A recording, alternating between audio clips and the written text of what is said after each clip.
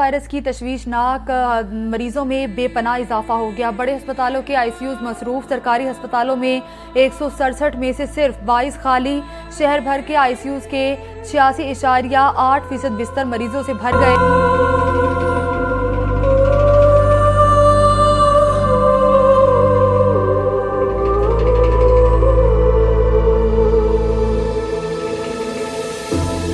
Corona vaccination के दूसरे मरहले का आगाज हो गया है। 60 साल से जायद उम्र के अफराद को कोरोना वैक्सीनेशन शुरू कर दी गई है। कराची के 13 सेंटर समेत सिंध भर में 57 वैक्सीनेशन सेंटर्स बनाए गए हैं।